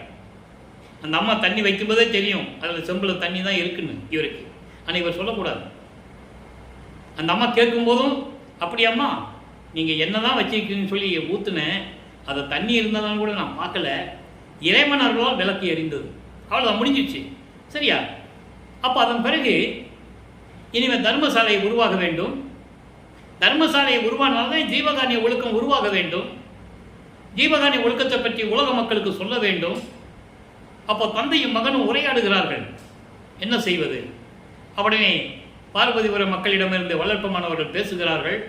அவர்கள் ஏற்கனவே கேள்விப்பட்டதை, நம் வல்லற்பெருமானை பற்றி கேள்விப்பட்டதை மனதில் வைத்துக்கொண்டு தாராளமாக கொடுக்கிறோம் என்று சொல்லி பார்வதிபுர மக்கள் தானமாக கொடுத்த அந்த நிலத்திலே, அந்த இடத்திலே 23/5/1867 தர்மசாலையை அன்றே தொடங்கி அன்றே அணைய அடுப்பை மூட்டி பசியோடு வருகின்றவர்களுக்கு பசியை தீர்த்துக் கொண்டிருக்கிறார். எந்த இறைவனாவது, புராணங்களில் சொல்லப்பட்ட தலைவர்கள் யாராக இருந்தாலும் சரி, மக்களுக்கு நேரடியாக பசி தீர்த்தது யாருமே இல்லை. அதை நினைக்கும் போது மனம் பூரிப்படைகிறது, உள்ள மகிழ்கிறது. எப்படிப்பட்ட இறைவனை நாம் பெற்றிருக்கிறோம் நினைத்து பாருங்கள். அப்படி நிலைகள் இருக்கும்போது அங்கே ஜீவகாருண்ய ஒழுக்கம் உருவாகிறது. மக்களுக்கு எடுத்து சொல்லுகிறார் ஜீவகாருண்ய ஒழுக்கத்தை பற்றி. 7 பிரிவுகளாக: பசி, பிணி, தாகம், இச்சை, எளிமை, பயம், கொலை. இதில் பசியும் கொலையும் பரஜீவகாருண்யம் என்று கூறுகிறார், மீதியெல்லாம் அபரஜீவகாருண்யம் என்று கூறுகிறார். அதன் விளக்கத்தை எல்லாம் நாம் பின்னாலே பார்க்க போகிறோம். இன்னும் கொஞ்சம் நாள் இருக்கிறது. வல்லப்பெருமானவர்கள் எப்போ தர்மசாலையை விட்டு மேட்டுக்குப்பம் செல்லுகிறாரோ அப்போது ஜீவகாருண்ய ஒழுக்கம் உங்களுக்கு கிடைக்கும். அதற்கு முன்னாலே நேற்று ஒரு பாடலிலே பார்த்து விட்டோம். ஒத்த இடத்தில் நித்திரை செய் என்றீர் அப்படின்னு அவர் சொல்லுவார். ஏன்னா காலங்கள் நெருங்கி கொண்டிருக்கிறது. நித்திரை செய் என்பது தூங்குறதல்ல. நாமல் 2 பேரும் நிரந்தரமாக இருக்கக்கூடிய ஒரு இடம் வேண்டும் மகனே, நீ அங்கே போய் இருந்து சொல்ல எனக்கு என்ன தெரியும், ஒத்த இடத்தை நீ காட்டு, இங்கே வாழ்ற. அந்த விளக்கத்தை எல்லாம் முந்தானாலும் நேற்று பார்த்தோம். உங்களுக்கு ஞாபகம் இருக்கும், பார்த்துருந்தா ஞாபகம் இருக்கும். அப்போது நெருங்கி கொண்டு இருக்கிறது. வல்லப்பெருமான் அவர்கள் மேட்டுக்குப்பம் போகுவதற்கு நாட்கள் நெருங்கி கொண்டு இருக்கிறது. அதனால தான் இந்த பாடல் அம்பலவாணர் வருகையிலே நமக்கு அருளி இருக்கிறார்கள். அதை தான் நம்ம பார்த்தோம். அப்போ தர்மசாலையில் இருக்கும்போது இந்த நிகழ்ச்சியெல்லாம் நடந்துகிட்டு இருக்கு. அடுத்த ஸ்டெப்புக்கு போகணும். இனி ஆண்டுகள் கம்மியாக தான் இருக்கிறேன், இன்னும் ஒரு 4 வருஷம் தான் இருக்கு. அதுக்கப்புறம் மேட்டுக்குப்பம் போயிடுவார் நமது இறைவன் வல்லப்பெருமான் அவர்கள். அப்போ தர்மசாலையில் இருக்கும்போது இதெல்லாம் நடந்து கொண்டு இருக்கிறது. ஜீவகாரிய ஒழுக்கம் உருவாகிறது, மக்களுக்கு எடுத்து சொல்லுகிறார். அதன் பிறகு 1869ஆம் ஆண்டிலே நீதிமன்றத்திலே, கடலூரிலே மஞ்சக்குப்பம் என்ற இடத்தில் இருக்கின்ற நீதிமன்றத்திலே வழக்கு தொடர்ந்தார்கள். ஆறுமுக நாவலர் என்னுடைய புலவர் தலைமையிலே அதனுடைய விளக்கத்தை எல்லாம் பார்த்து விட்டோம். அதன் பிறகு உத்தரஞான சிதம்பர மாலை உருவாகிறது. அந்த உத்தரமான சிதம்பர மாலையிலே எப்படியெல்லாம் விளக்கம் கூறியிருந்தார் என்பதை எல்லாம் பார்த்து விட்டோம். அற்புதமான பாடல்கள். அங்கே தான் சூட்சமாக சொல்லுவார், அதாவது சத்தியஞான சபை இங்கே தான் வரப்போகுது அப்படின்றத சூட்சமமாக சொல்லுவார்.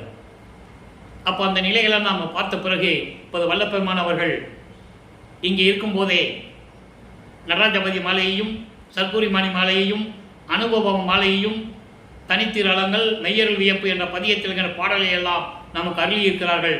அதை பார்த்து கொண்டிருக்கிறோம். இப்போ நடராஜபதி மாலை 6ஆம் திருமுறை. இப்போ வல்லப்பெருமான் அவர்கள் 6வது எட்டில் இருந்து கொண்டிருக்கிறார். 48 ஆண்டுகளுக்குள் இருந்து கொண்டிருக்கிறார். இந்த 8 ஆண்டுகளில் 41வது ஆண்டிலிருந்து 48 ஆண்டுகளுக்குள் 8 ஆண்டுகளில் என்ன நடந்தது என்பதை பார்த்து கொண்டிருக்கிறோம். அங்கே மேட்டுக்குப்பம் போன முறை அங்கே ஒன்றும் இல்லை.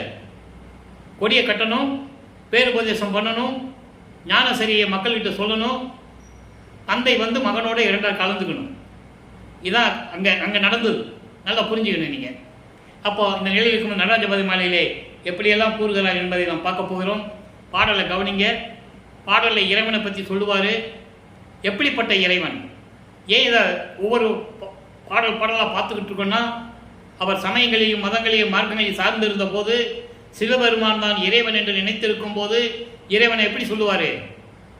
தலையில கங்கையை வச்சிருக்காரு, பிறை சந்திரனை சூடியவன், செஞ்சடையிலே பிறை சந்திரனை சூடியவன், கழுத்திலே பாம்பணிந்தவன், மார்பிலே மண்டை கோடுகளை அணிந்தவன், இப்படியெல்லாம் சொல்லுவார் இல்லையா? இப்போ சுத்த சன்மார்க்கத்தினுடைய தலைவன், ஆதியும் அந்தமில்லா தோன்றிய இறைவன், சுயமாக தோன்றிய இறைவன், சாதிகளையும் மதங்களையும் ஜாதிகளையும் கடந்த இறைவன், சாதியும் மதமும் சமயமும் பொய்யென ஆதியில் உணர்த்திய அருப்பெருஞ்சோதி. அதனால தான் அகவல்ல கடைசியில் நமக்கு இதை நமக்கு அருளினார்கள் வல்லப்பெருமானவர்கள். அப்போ நடராஜன் வேற, நடராஜ பதி வேற. அதை விலைக்கு மக்களுக்கு சொல்லணும் என்பதற்காகத்தான் இந்த பாடலை தர்மசாலையில் இருந்து கொண்டு நமக்கு அருளினார்கள் என்பதை இங்கே பதிவு செய்ய நான் கடமைப்பட்டிருக்கிறேன். எப்படி சொல்ற பாருங்க, அது புரிஞ்சது ஆண்டவரே. அறைகின்ற காற்றிலே, அதாவது பஞ்சபூதங்களில் எப்படி இறைவன் இருக்கிறான்னு சொல்லிட்டு வராரு.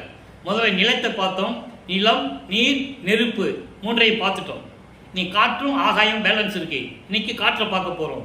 காற்றினுடைய தன்மை என்ன, காற்றினுடைய தன்மை என்ன, அந்த காற்றிலே இறைவன் எப்படி தன்னுடைய செயல்களை காட்டுகிறார். யாரும் சொன்னது இல்லைங்க மக்களே, அன்பர்களே. பஞ்சபூதத்தை பற்றி யார் சொன்னது? இறைவன் எப்படி இருக்கிறார் என்பதை சொல்கிறார் பாருங்க.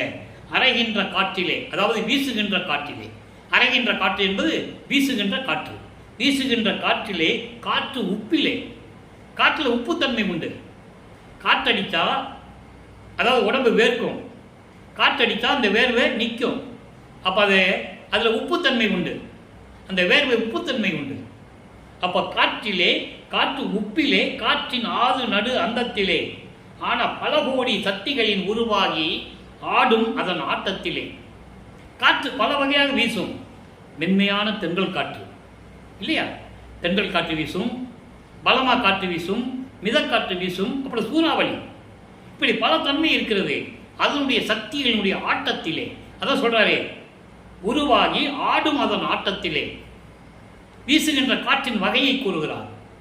தென்றல் காற்று, மெல்லிய காற்று, தென்றலை விட காற்று, மிதக்காற்று, சூறாவளி காற்று, இப்படி ஒவ்வொரு ஆடும் அதன் ஆட்டத்திலே. நல்லா புரிஞ்சுக்கணும். அதன் ஆட்டத்திலே, உரைகின்ற நிறைவிலே. எல்லாம் முடிஞ்ச பிறகு என்ன ஆகும்? அமைதியான ஒரு சூழ்நிலை உருவாகும். சூறாவளி வீசுதுன்னா வீசிக்கிட்டே இருக்கிறது இல்லை, ஒரு நேரம் வரைக்கும் தான் வீசும், அதுக்கப்புறம் அமைதியாகும். அப்படி உறைவான நிறைவிலே, ஊக்கத்திலே, காற்றின் உற்ற பல பெற்றிதனிலே. பெற்றிதனம் என்பது அதனுடைய தன்மைகள். ஒவ்வொன்றுக்கும் ஒரு தன்மை உண்டு. தென்றல் காற்று வீசினா இன்பமாக இருக்கும், மெல்லிய காற்று வீசினாலும் ஓரளவுக்கு திருப்தியாக இருக்கும், சூறாவளி வீசினா எப்படி இருக்கும். அப்படிப்பட்ட பல வகையான தன்மைகளிலே இருந்து கொண்டு ஓங்கி இருந்து கொண்டு அவை தாங்கி மிகு பாங்கில் உற்று சத்தர்களுக்கு உபகரித்து அருளும் ஒளியே. இதெல்லாம் யார் செய்கிறது? சத்தர்கள், சக்திகள். அவர்களுக்கு உபகாரமாக கடமையை செய்து அருளிக் கொண்டிருக்கின்ற அருப்பெருஞ்சோதியே. இதெல்லாம் இறைவனை பற்றி சொல்றது. அதுக்கடுத்து பாருங்க, குறைகின்ற மதி நின்று கூச. குறைகின்ற மதி என்னது? பௌர்ணமி நிலா தேய்ந்து தேய்ந்து அமாவாசைக்கு போகும் கூச. ஆனால் நட்சத்திரங்களுக்கு ஒளி கிடைக்கிறதே. அமாவாசை அன்னைக்கும் நட்சத்திரங்களுக்கு ஒளி இருக்கும். அந்த ஒளியை கொடுக்கிறது யாரு? அருட்பெருஞ்சோதி. அதான் சொல்றாரு, குறைகின்ற மதி நின்று கூச. பௌர்ணமி நிலவு தேஞ்சி தேஞ்சி தேஞ்சி போக அந்த நட்சத்திரங்கள் இருக்குதே, அதுக்கு ஒளி கொடுக்கிறது யாரு? அதான் சொல்றாரு, 1000 கோடி கிரணங்கள் வீசி, 1000 கோடி கிரணங்கள் வீசி குல அமுதமயமாகி எவ்வுயிரிடத்தும் குலாவும் ஒரு தன்மதியே. குளிர்ந்த இறைவனே, குளிர்ந்த மதியே, குளிர்ந்த இறைவனே என்று சொல்லுகிறார். எப்படி சொல்ற பாருங்க. நட்சத்திரங்களின் ஒளியை வைத்து கூட நமக்கு இங்கே இருக்கின்ற உயிர்கள் உலாவிக் கொண்டிருக்கின்றன. அமாவாசைக்கு இருட்டாதான் இருக்கும், ஆனால் நட்சத்திரங்களுக்கு ஒளி கொடுக்கிறாரே, அந்த நட்சத்திரங்களின் ஒளியை ஈர்த்து இங்கே உயிரினங்கள் வாழ்ந்து கொண்டிருக்கின்றன. அப்படிப்பட்ட இறைவனே, அருட்பெருஞ்சோதியே, துறை நின்று பொறை ஒன்று. அதாவது துறை நின்று என்பது ஏற்கனவே அகவல்ல வரும். வலி எது, துறை எது என்பதை சொல்லுவார். துறை என்பது உயிர் நேயம், உயிர் இரக்கம். பொறை ஒன்று என்பது அடக்கம். உயிர் நேயம், அடக்கம் கொண்ட புனிதர்கள் அவர்கள் கண்ட சொரூபமே, துரிய பதமே, சுத்த சிவ சன்மார்க்க நிதியே, அருட்பெருஞ்சோதி நடராஜபதியே. சொல்லிட்டாரா? நடராஜன் வேறு, அருட்பெருஞ்சோதி வேறுன்னு சொல்லிட்டார். அருட்பெருஞ்சோதி நடராஜபதியன்னு சொல்லிட்டார். இப்போ அடுத்த பதியத்திலே சர்க்குரி மணி மாலை 9வது பாடல். நண்பர்களே, நடராஜபதி மாலை அவ்வளோ அருமையாக இருக்கும். இந்த பஞ்சபூதங்களை சொல்லி முடித்த உடனே மொத்தம் 34 பாடல்கள். பஞ்சபூதங்களை பற்றி ஒரு 5 பாடல்கள் முடிஞ்ச உடனே இறைவன் அருட்பெருஞ்சோதி ஆண்டவரை பற்றியும் எப்படி எல்லாம் இறைவனிடம் அருளை பெற்றுக்கொண்டார் என்பதை பற்றியும் கூறுவார். அதை நம்ம பின்னால் பார்க்க போகிறோம். அருமையாக இருக்கும். இப்போ காற்றுடைய நிலைமை சொல்லிட்டாரா? இறைவனுடைய தன்மையை சொல்லிட்டாரா? நட்சத்திரங்கள் எப்படி ஒளி வீசி கொண்டிருக்கின்றன, அந்த நட்சத்திரங்கள் ஒளியிலே உயிரினங்கள் வளர்ந்து கொண்டிருக்கிறது, வாழ்ந்து கொண்டிருக்கிறது. இதெல்லாம் சொல்லிட்டாரு. இப்போ சர்க்குரி மாலையிலே என்ன சொல்றாரு பாருங்க. இது பதி, இது பொருள், இது சுகம் அடைவாய், இது வழி என்று எனக்கு இயல்பு உரைத்து 2 வரியா விளக்கம் சொல்றேன். இறைவன் கொடுத்த விளக்கம். நான் என்ன படிச்சிருக்கேனா? தமிழ் இலக்கண இலக்கியம் எனக்கு தெரியாது. இறைவன் கொடுத்த தயவாலயம் கருணையாளியை பெற்ற விளக்கம் அப்படியே வந்து சொல்லுவார். எனக்கு 6 திருமுறைக்கு விளக்கம் எழுதி வச்சிருக்கேன், மூட்டை கட்டி வச்சிருக்கேன். பாருங்க, இது பதி, இது பொருள். இது பதி என்பது இது ஒரு கடவுள், இது கடவுள் நிலை. கடவுள் நிலைனா என்ன? மெய்ப்பொருள்னா என்ன? மெய்ப்பொருள் என்பது மெஞ்ஞானம் கூட நம்ம எடுத்துக்கலாம். என்ன? இது சுகம். இது சுகம்னா பேரின்பம் என்ன? இந்த 3 நிலைகளையும் நீ அடைவாய். இதற்கான வழி இதுதான். அதான் சொல்ற, இது வழி என எனக்கு இயல்பு உரைத்து. இயல்பு உரை என்றால் இயற்கை உண்மை விளக்கத்தின் அடிப்படையில். ஏனாதானெல்லாம் சொல்லலை, சொல்றோன்னு ஒரு பேச்சுக்காக சொல்றதில்லை. இயற்கை உண்மை விளக்கத்தின் அடிப்படையில் கடவுள் நிலைனா என்ன, மெய்ப்பொருள் மெஞ்ஞானம்னா என்ன, பேரின்பமான என்னன்னா என்ன, அதை எப்படி அடைகின்ற வழி, அது அடைகின்ற வழி என்ன என்று எனக்கு இயற்கையின் உண்மையின் விளக்கத்திற்கு ஏற்றபடி அது என்ன வழி? சுத்த சன்மார்க்கம். சுத்த சன்மார்க்கத்தை பெற்றுக்கொண்டு இந்த விளக்கத்தோடு எனக்கு கொடுத்து விது அமுதோடு. விது அமுது என்பது மதிமண்டலத்து அமுதம். எப்படி இறைவனுக்கு மதிமண்டலத்து அமுதம் சுரக்குமோ அதுபோல தன் மகனுக்கு நம் வள்ளல் பெருமானுக்கும் மதிமண்டலத்து அமுதம் சுரக்கும். உன்னாடு வழியாக வரும் என்று சொல்லுவார். உள்நாக்கு வழியாக சுரக்கும். பசி எடுக்காதவருக்கு நல்லா புரிஞ்சுக்கணும். வல்லப்பமான் சாப்பிட்டாரு, போனார், தின்னாரு, தூங்கினாரு, தெரு தெருவாக போனார், மாட்டு வண்டியில் போனார், அங்கே போனார், இங்கே போனார், நல்லா சொல்லுவாங்க உலகில். அது ஒரு பக்கம் இருக்கட்டும். விது அமுதோடு மதிமண்டலத்து அமுதம், கருவிலேயே அருளமுதம் உண்டவர். யார் சொன்னது மக்கள்கிட்ட? ஒரு ஆள் கூட சொல்லலை. மற்றதெல்லாம் சொன்னாங்க. திருஞான சம்பந்தர் 3 வயசுல அமுதப்பால் குடிச்சுதான் ஞானம் பெற்றாருன்னு. ஞானத்தை பெற்றான், மெஞ்ஞானம் எங்க கிடைச்சது? இறைவன் அருளை பெற்றார்கள், உண்மை, யாரும் மறுக்க முடியாது. அது சமயங்களையும் மதங்களையும் மார்க்கங்களையும் சார்ந்தவர். அவர் சர்புத்திர மார்க்கத்தை சேர்ந்தவர். திருநாவுக்கரசர் தச மார்க்கத்தை சேர்ந்தவர். சுந்தரன் சக மார்க்கத்தை சேர்ந்தவர். பாதபுரான் என்ற மாணிக்க வாசகர் சமய மார்க்கத்தை சேர்ந்தவர். சுத்த சன்மார்க்கத்தை சேர்ந்தவர் யார்? பிரபஞ்சத்திலே ஒரே ஆள் தான், வள்ளல் பெருமான். அவருக்கு தான் மதிமண்டலத்தமது சுரக்கும், யாருக்கும் சுரக்காது. இறைவனை அருளை பெற்றார்கள், ஞானத்தை பெற்றார்கள், முத்தி அடைந்து விட்டார்கள், கதை முடிஞ்சு போச்சு அதோட. இவருக்கு அப்படி இல்லை. விது அமுதோடு மதிமண்டல அமுதம் சுரக்கும் இருக்கு. சிவ அமுதமும் அளித்து, சிவம் அமுதம், அருள் அமுதம், கடவுளின் அருள் அமுதம், இவற்றையெல்லாம் அளித்து மேல்நிலைக்கு ஏற்றிய, மேல்நிலை என்பது சுத்த சன்மார்க்க நிலை என்பது, சுத்த சிவஞான வெளி நிலை என்பது கடவுள் நிலை. கடவுள் நிலை அறிந்து அம்மயமாகக்கூடிய நிலை. அந்த நிலைக்கு என ஏற்றிய மெய் நிலை சுடரே, அருப்பெருஞ்சோதி ஆண்டவரே, என் தந்தையே, பொது நடம் இடுகின்ற புண்ணிய பொருளே, அங்கே சத்தியஞான சபையிலே திருவிளையாடல் செய்து கொண்டு அருள் நடனம் செய்து கொண்டிருக்கின்ற அருப்பெருஞ்சோதி ஆண்டவரே, புரை அரும் உள்ளத்திடை பொருந்திய மருந்தே. புரை அற, புரை அற என்பது குற்றங்களை நீக்கிய உள்ளங்களிலே இருக்கின்ற, குற்றங்களை நீக்கிய உள்ளம் யார்? சுத்த சன்மார்க்கத்தை சேர்ந்தவர்கள். அவனுக்கு தான் எதுவுமே இருக்காது மனசுல. உயிர் நேயம் இருக்கும், உயிர் இறக்கம் இருக்கும். ஐயோ ஒரு பசி உயிரோட போகுதுன்ற ஒரு இறக்கம் சுத்த சன்மார்க்கத்தில் இருக்கிறவங்க தான் இருக்கும், வேறு யாருக்கு இருக்காது. தீபகான்யம் ஒழுக்கம் அவங்ககிட்ட தான் இருக்கும், ஒழுக்கத்தோடு இருப்பான். தனி மனிதன் ஒழுக்கம் இருக்கும், அவனுக்கு பயப்படுவான். அருப்பெருஞ்சோதிக்கு வள்ளலா இருக்கும். அப்போ இந்த நிலையில் இருக்கும்போது புறையறும் உள்ளத்திடை பொருந்திய மருந்தே, சமயங்களையும் மதங்களையும் மார்க்கங்களையும் ஜாதிகளையும் விட்டு பற்றுகளை பற்றற விட்டு இருக்கின்ற சுத்த சன்மார்க்க அன்பர்களின் உள்ளத்தில் இருக்கின்ற இறைவனை என்று கூறுகிறார். சதுமறை முடிகளின் முடியுறு சிவமே. 4 வேதங்கள் இருக்கின்றதே, ரிக் வேதம், யசுர் வேதம், சாம வேதம், அதர்வேன வேதம்.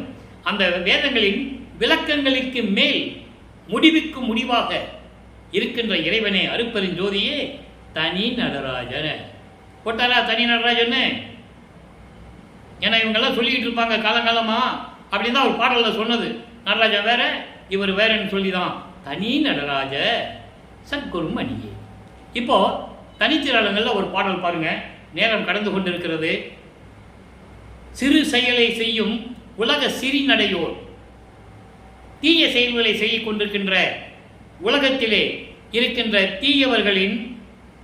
தீயவர்கள் பல புகழ என்னென்னமோ பேசுறாங்க. எப்படி? தினந்தோறும் பேசுகின்றார்கள். அதை பேசும்போது ஒரு செயலை அறியாய் சிறுபயலை பிடித்து எதுவும் தெரியாத என்னை 9வது ஆண்டிலே ஆட்கொண்டு எனக்கு எல்லாவற்றையும் கொடுத்தாய். ஆனால் இப்போ என்னை அலைக்கழிப்பது உனக்கு சரியா? தெரு செயலை தவிர்த்து தீய செயல்களை நீக்கி எல்லா சித்தியும் பெற்றிட அழியா தேகனாக்க மரணமில்லா பெருவாழ்வை கொடுக்க பெரு செயலை எனக்கு அழித்து விட்டு நீ மற்ற வேலை செய். அழகா சொல்லுவார். அங்கே என்ன பண்ணிட்டு இருக்க விண்ணுலகத்தில்? நான் இங்கே ஒருத்தன் இவ்வளோ கஷ்டப்பட்டு இருக்கேன், என்னத்தை அருள் கொடுத்து என்ன புரோஜனம்? நீ சீக்கிரம் வா, எனக்கு இந்த அழியாத தேகத்தை சொல்கிறார்ல, முத்தேகத்தையும் கொடுத்து மரணமில்லா பெருவாழ்வை கொடுத்து மற்ற வேலையை நீ செய், சீக்கிரம் வான்னு சொல்கிற. அடுத்து மெய்யுள் வியப்பு பாருங்க. அரசே, என்னை அணைக்க எனக்குள் ஆசை பொங்குதே, அணைப்போம் என்னும் உண்மையில் என் ஆவி தங்குதே, விரை சேர் பதம் பிடிக்க என் கை விரைந்து நீளுதே, மேவி பிடித்து கொள்ளுந்தோறும் உவகை ஆளுதே. நீ சீக்கிரமா, உன்னை நினைக்கும் போது என் உள்ள மகிழ்ந்து, நான் எப்பயாவது ஒரு நாள் உன்னை அணைச்சிக்கணும் என்ற உண்மையாக இருக்கிறனால தான் என் உயிர் தங்குது. என்னைக்காவது ஒரு நாள் நீ வருவ, அப்படின்னா தான் நான் உயிரோடு இருந்து கொண்டு இருக்கிறேன். உன் அருளுடைய திருப்பாதங்களை பிடிக்க என் கை நீளுதே, சீக்கிரமான்னு சொல்றாரு. அன்பர்களை இறுதியாக ஒரே ஒரு விளக்கம். அனுபவ மாலை 117வது பதிகம் 9வது பாடல். முதல்ல பாடலை சொல்லிடுறேன், விளக்கமாக ரொம்ப சுருக்கமாக சொல்கிறேன், நேரம் கடந்துகிட்டு இருக்கு. மாடமிசை ஓங்குநிலா மண்டபத்தை எனது மணவாளர் கொடுத்த அருள் சுகம் அமுத மகிழ்ந்து ஏழவில் பூங்குழலாய் நான் உண்டதொரு தருணம் என்னை அறிந்திழல் உலகம் தன்னையும் நான் அறியேன் தேடறியா நறும் பாலும் தேம்பாகும் நெய்யும் தேனும் ஒக்க கலந்து என செப்பினும் சாலாதே. அப்படி சொன்னாலும் முடியாது, ஒத்துக்க முடியாது. அப்படி சொன்னாலும் ஒப்பிட முடியாது, போதாது.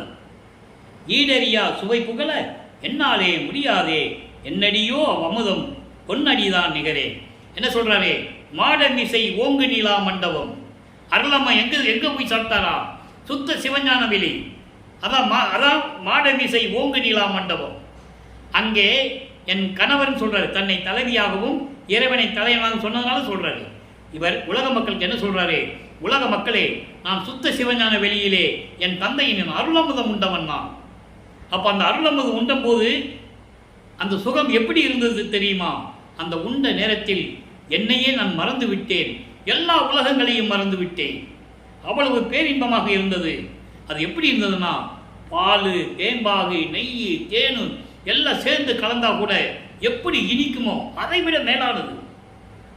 செப்பினும் சாலாது, சொன்னாலும் முடியாது. அவ்வளவு அந்த அருளமுதம் உண்ட பிறகு எனக்கு அவ்வளவு பேரின்பம் கிடைத்தது.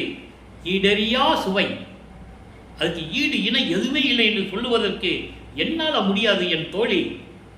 அந்த அமுதம் எப்படி இருந்தது? பொன் அடிதான் நிகரே. இறைவனுடைய திருவடி இருக்கே, அதுக்கு நிகராக இருந்தது. இதான் அனுபவம் மாலை. தான் பெற்ற அருள்களை, இறைவனுடைய நிலையையும் இறைவனுடைய திருவிளையாடலையும் கூறி அந்த அனுபவத்தை உலக மக்களுக்கு தெரிவிக்கிறார் என்பதை நான் உங்களுக்கு சொல்லிக்கொள்ள கடமைப்பட்டிருக்கிறேன். எனவே அன்பர்களே, இன்று இறைவனுடைய திருவிளையாடல் எப்படியெல்லாம் நடந்தது என்பதை பார்த்துவிட்டோம். நீங்களும் அப்படிப்பட்ட இறைவனை வணங்கி சுத்த சன்மார்க்கத்தில் இணைந்து கொலையும் குலையும் தவிர்த்து ஜோதியை வணங்கி அருட்பெருஞ்சோதி அருட்பெருஞ்சோதி தனிப்பெருங்கனை அருட்பெருஞ்சோதி என்ற மகாமந்திரத்தை உச்சரித்து இறைவனுடைய அருளையும் பொருள்களையும் செல்வங்களையெல்லாம் பெற்று நீங்கள் நோயற்ற வாழ்வில் வாழ வேண்டும் என்று இறைவனுடைய தயவாலையும் கருணையாலையும் வாழ்த்தி விடைபெறுகிறேன். இந்த வள்ளலார் ஊழியன். நன்றி, வணக்கம். அருட்பெருஞ்சோதி அருட்பெருஞ்சோதி தனிப்பெரும் கருணை அருட்பெருஞ்சோதி. நாளையும் இறைவனுடைய திருவிளையாடல் தொடரும். கேட்டு மகிழ்ந்து இறைவனர்களை பெற்றுக்கொள்ளுங்கள்.